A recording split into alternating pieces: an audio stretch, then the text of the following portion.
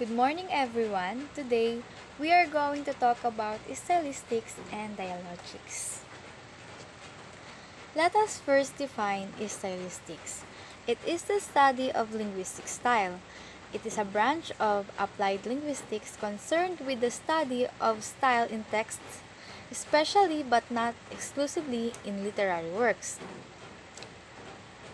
It can also be called literary linguistics. It focuses on the figures, tropes, and other rhetorical devices used to provide variety and a distinctness to someone's writing. It can be also considered as linguistics analysis plus literary criticism in one. So basically, it is an author or a person's way of showing his originality in writing. For instance, is William Shakespeare. He became famous because of his own style, right? Next is in stylistics, choices are designed to have effects on the reader or listener, which are generally understood as communicating meanings, communicating attitude, and expressing or communicating emotion. So the effect should be possible to understand the causal relation between that stylistic choice and that effect. The interpretation of a story or a literary work will differ from person to person because we have different perspective, right? In this sense, stylistics can help bring out meanings which are inaccessible to syntax or formal semantics, which largely focus on individual sentences. Stylistics see a meaning as integrated whole. In our case as students, it stimulates it it stimulates our creativity. After its effects are areas included in the teaching of stylistics, and these are narrative structure, point of view and focalization, sound, patterning, syntactic, lexical parallelism and repetition, meter and rhythm, genre, mimetic representational realist effects, meta-representation, representation of speech and thought, irony, metaphor, and other ways of indirect meaning, utilization and representation of variation in dialect, accent, and historically specific usages, group specific ways of speaking, as in gendered stylistics, and examination of inferential processes which reader engage in to determine communicated meanings. As you can see, teaching of stylistics provides us um, provides us choices and distinction. Now, let us move on to its elements of style in literature, and there are two, which which are the big picture elements and the line by line elements. First, let us discuss the big picture elements. Character development is how a character changes throughout the story. Dialogue is lines spoken or internal thoughts. Foreshadowing, hints drop about what's going to happen later. Form, whether something is poetry, prose, drama, a short story, a sonnet, and etc. Imagery, if scenes, set, or items shown with descriptive words. Irony, an occurrence that's the opposite of what's expected. Juxtaposition, putting two elements together to compare or contrast them. Mood, the atmosphere of a work, the attitude of the narrator. Pacing, or how quickly the narration unfolds. Next is point of view, or the narrator's perspective. It can either be first person, third person, or um, omniscient. Next is structure, or how the story is told. It ha um it can begin in beginning, you know. It has beginning, action, climax, and denouement.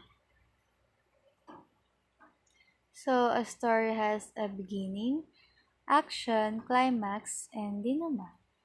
Or how a piece is organized: introduction, main body, conclusion, versus reverse pyramid journalistic style. It also has symbolism, which uses element of the story to represent something else. Theme, a message delivered by or shown in a work, or its central topic or big idea. The tone or the writer's attitude toward the subject or manner with choosing vocabulary and presenting information such as informal and formal. Next is the line by line elements. It has alliteration, assonant, colloquialisms, diction, jargon, metaphor, repetition, rhyme, rhythm, sentence, variety, and syntax. Alliteration is close repetition of consonants used for effect. Assonance, close repetition of vowels used for effect. Colloquialism is informal words such as slang and regional terms. Diction, or the correctness of the overall grammar, or how the characters speak, such as with an accent or with poor grammar. Jargon, or terms specific to a certain field. Metaphor, or a means to compare two elements directly. Repetition, using the same words or phrases in a short amount of time for emphasis. Just just like in a song where there is chorus, right? Rhyme, when the same sounds appear in two or more words. Rhythm, having a musicality to the writing, such as by using stressed and unstressed syllables in a line of poetry, or sentence variety or repetition in a paragraph. Sentence variety, variation in the structure and length of consecutive sentences, and syntax, or the arrangement of words in sentence. Elements of style are the characteristics of the language used in the written work, and stylistic is their study. How an author uses them is what makes one writer's work distinct from another. Just like what I said before, their originality. From Henry James to Mark Twain to Virginia Woolf, an author's way of using the elements create their distinct writing voice. After stylistics, let us now proceed in dialogics. So, what is dialogics? Basically, it is using talk most effectively for carrying out teaching and learning. Dialogic teaching involves ongoing talk between teacher and students, not just teacher presentation. In this sense, the classroom is interactive and at the same time, we will avoid spoon feeding. Personally, it is inclusive and um, bring brings out the best of every student. When students are given opportunities to contribute to classroom dialogue in extended and varied ways, they can explore the limits of their own understanding. At the same time, they practice new ways of using language as a tool for constructing knowledge. So, the source of knowledge does not only comes from the teacher alone, but from both teacher and students. Also, dialogics let students narrate, explain, analyze, speculate, imagine, explore, evaluate, discuss, argue, justify, and ask questions of their own. So, dialogics gives freedom to both students and teachers. In dialogics, we also have scaffolded dialogue. So, what is scaffolded dialogue?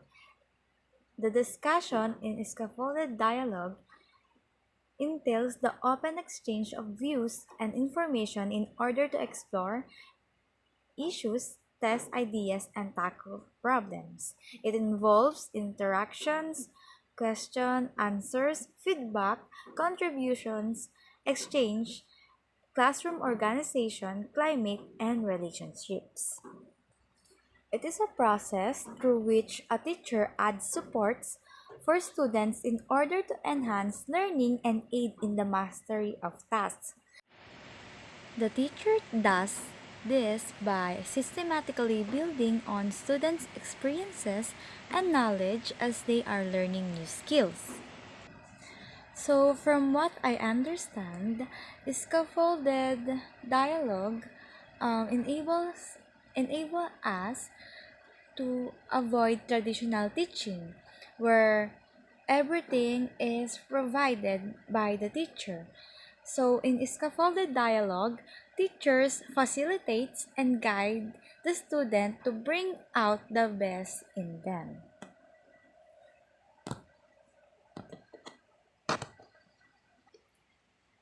Next is dialogic teachings principles, and these are collective, reciprocal, supportive, cumulative, and purposeful. So, whatever kinds of teaching and learning talk are on offer, and however the interaction is organized, teaching is more likely to be dialogic if it is first collective, if participants address learning tasks together, so groupings. Next is reciprocal if participants listen to each other, share ideas, and consider alternative viewpoints. I remember open forum. Next is supportive, where pupils express their ideas freely without fear of embarrassment over wrong answers, and they help each other to reach common understanding, just like what we do in literature, right? Next is cumulative, which participants build on answers and other oral contributions and chain them into coherent lines of thinking and understanding. And last, purposeful, if classroom talk through open and dialogic is also planned and structured with specific learning goals in view. So just like what we do in movie theater, readers theater, also movie theater. So it is instructed, but It is open and dialogic or interview. We have our own style. It is open, right? Therefore, by these principles, dialogic teaching obviously can't be done alone, but it can be whole class teaching, group work, where the teacher is the leader, or another group work where the student is the leader, or one-to-one, student to teacher, teacher to student, and also one-to-one by pair ang students. And many of the teachers in the dialogic teaching development projects have negotiated ground rules for talk along the lines above. And these are frequently reviewed with the pupils. In dialogic classrooms, teachers consciously use discussion and scaffolded dialogue as well as other kinds of teacher talk to communicate well and successful to their learners. So that is our lesson for today, which is the dialogics and stylistics. I will leave you with a quote. What ultimately counts is the extent to which teaching requires pupils to think, not just report someone else thinking. Thank you for listening.